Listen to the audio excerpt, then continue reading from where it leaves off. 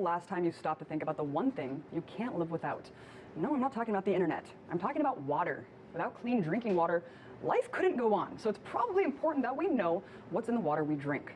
For the past 65 years, city governments nationwide have been adding a substance called fluoride to the water supply.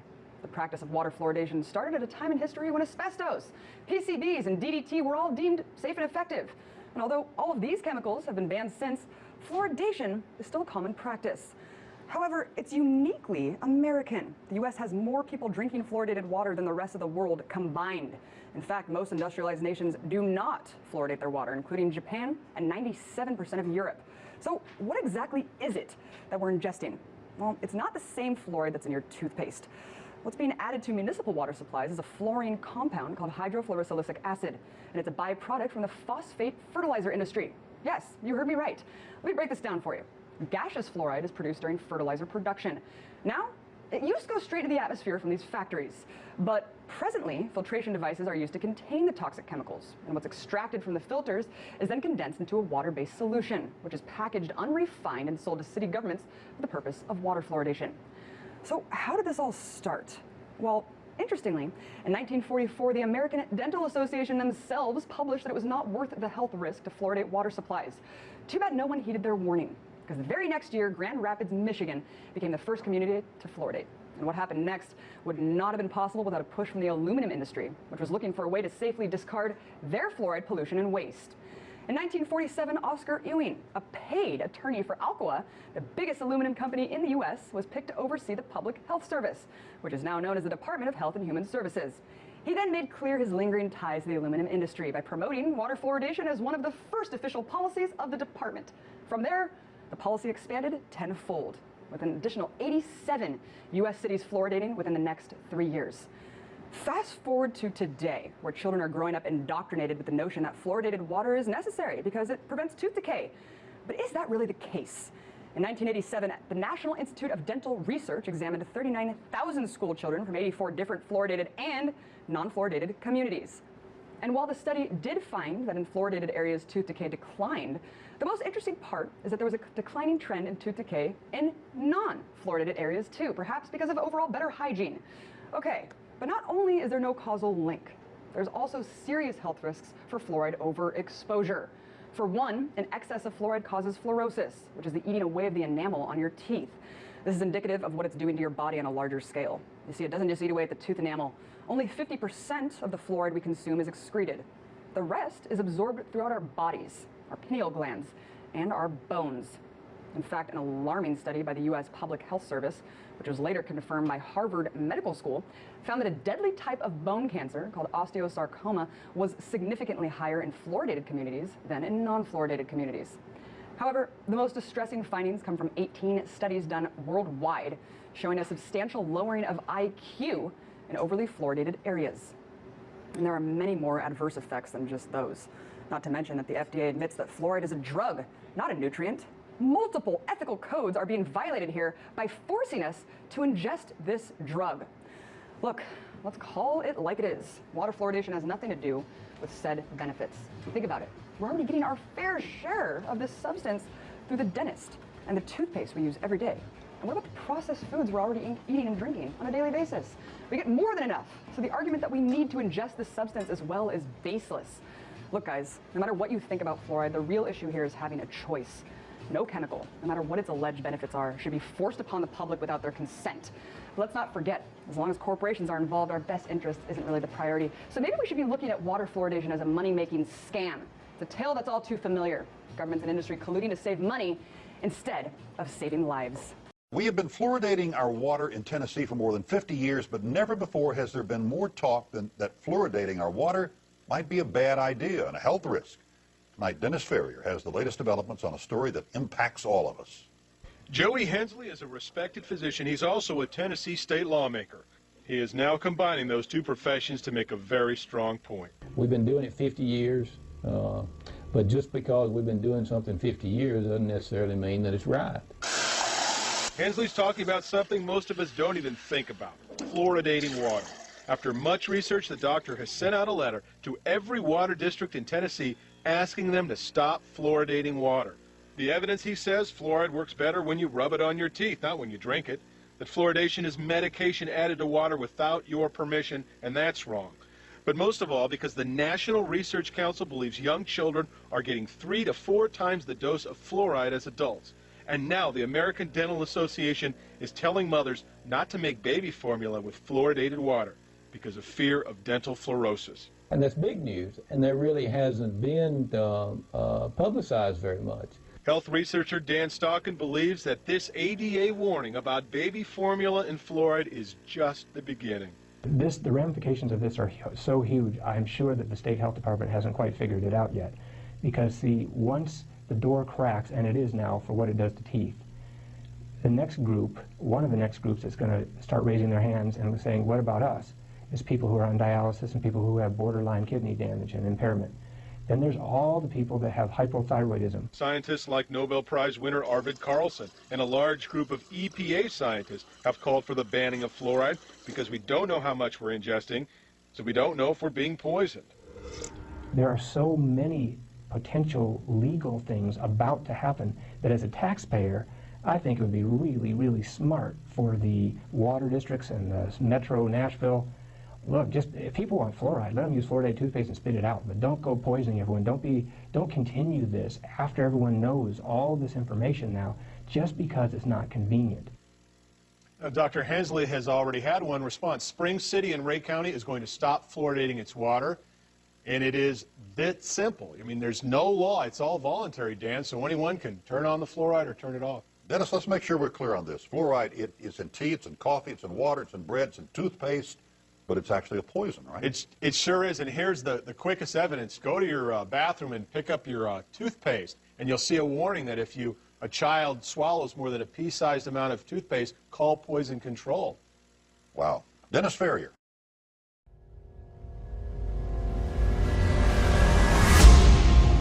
What is labeled fluoride is not naturally occurring fluoride like you might find in the ground.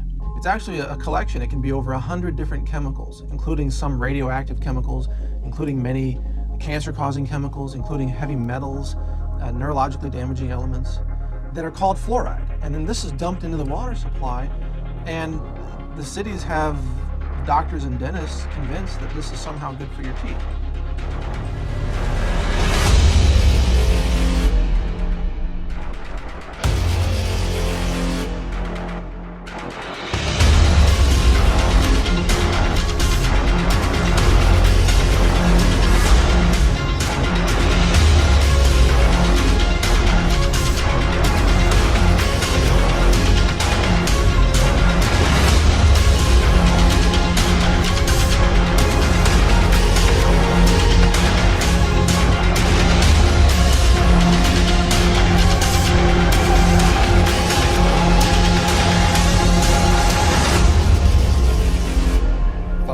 What you need to do is get some aerial shots of that plant, because you cannot see the devastation going on from just riding down the road. If you could get some aerial shots of that plant, I could point out what's going on, what's happening, you know, and point out where a lot of the pollution's going on and stuff like that.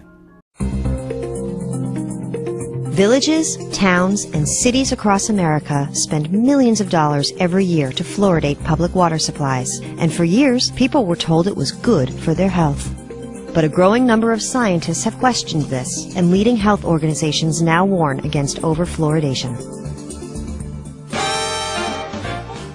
Back in 1945, adding fluoride to the public water supply to prevent tooth decay probably seemed like a good idea. A handful of studies had shown that it was effective, and medical experts declared it to be perfectly safe. The producers of the chemical were ecstatic. After all, this was a waste product, a poisonous byproduct of phosphate fertilizer manufacturing, something they had to pay to get rid of. Now, they could sell it instead. And so, with the enthusiastic support of the chemical industry, local water departments were encouraged to add fluoride to public water supplies. Studies appeared to show great benefits from fluoridation. The American Dental Association and other groups became strongly supportive. Everyone believed the effort was a resounding success. Supporters called fluoridation one of the 10 great public health achievements of the 20th century. The notion that fluoridated water reduced tooth decay was promoted by constant repetition and soon became an accepted axiom of public health. But was it true? Now, after more than 60 years of gathering statistics, we know for certain. Communities, cities, and even countries that fluoridate their water have exactly the same rates of tooth decay as those that do not. That's right. We know that adding fluoride to public water supplies does not materially improve public health. In fact, the opposite may be true. New studies have shown that ingesting fluoride can cause or exacerbate serious health problems.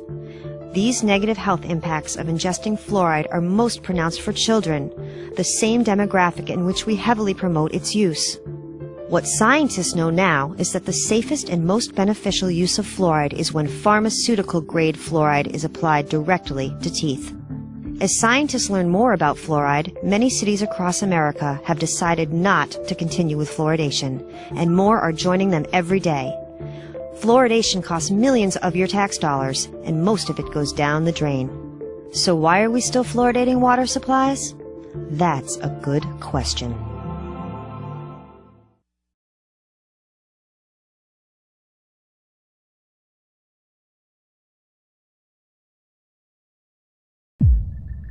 Water fluoridation is practiced by many developed countries as a public health measure. Over 400 million people around the world receive artificially fluoridated water. According to the latest figures, fluoride can prevent tooth decay by up to 40%. It has therefore been an official policy of the US Public Health Service since 1951 to add fluoride to the public water supply, and it costs just over $1 per person per year. The Centers for Disease Control and Prevention listed water fluoridation as one of the 10 greatest public health achievements of the 20th century. Yet many activists and political parties across the world campaign against water fluoridation. They claim that it simply isn't safe and point to possible side effects, like the outbreaks of fluoride poisoning that occurred 3 times in the 1990s. Since its introduction in 1950, 9 countries have outlawed water fluoridation. Is fluoride a potential health risk? And are there ulterior motives behind its implementation?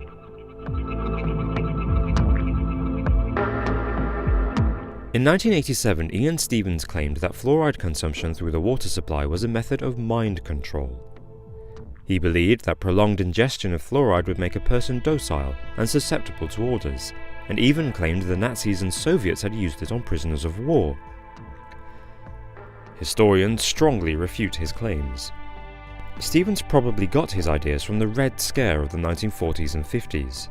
During this time, paranoid right-wing Americans accused fluoridation of being a communist plot to either poison or brainwash the American population. Of course, there is no evidence to support these claims, and in fact, Soviet Russia didn't adopt fluoridation itself until a decade after it was begun in America. The only proven side effect of water fluoridation is dental fluorosis, which is a discoloration or staining of the enamel in your teeth. This usually forms in children up to the age of 4, and a study by the CDC shows rates of fluorosis increased by 9% between 1987 and 2002. Fluorosis may be harmless, but it is virtually impossible for children to avoid in countries where the entire water supply is fluoridated.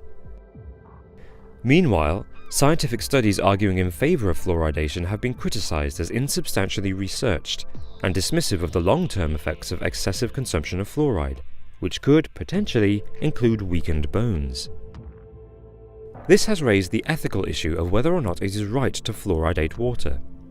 Doctors Howard Cohen and David Locker argue that fluoridation is a method of medication against tooth decay. And since forced medication is illegal, it is therefore morally wrong to compel people to drink fluoridated water even if it is medically sound.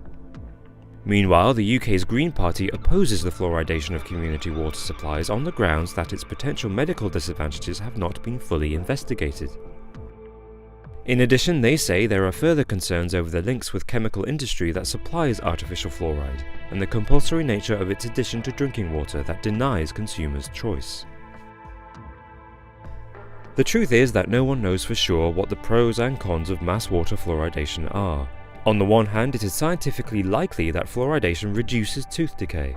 and has no link to either cancers or bone fractures. On the other hand, the long-term effects of ingesting fluoride have not been researched, and there are massive questions over whether it is morally right to take away people's choice over what kind of water they drink. It may never have been a communist plot, but it may certainly be worth peeking behind the scenes of water fluoridation. Messy adhesive strips that blast teeth with chemicals are one way to go about whitening. Or you could try Power Smile All-Natural Whitening Toothpaste by Jason Natural Products.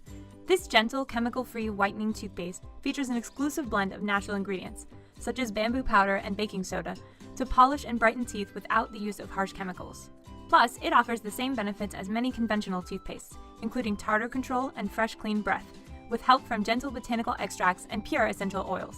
Even your hard-to-impress dental hygienist will be amazed. Jason Power Smile All-Natural Whitening Toothpaste contains no added sweeteners, preservatives, fluoride, or SLS, and it's naturally flavored with peppermint oil. Need a reason to show off that brighter, whiter smile? Order your Power Smile toothpaste at Vitacost.com. Our savings will have you grinning from ear to ear.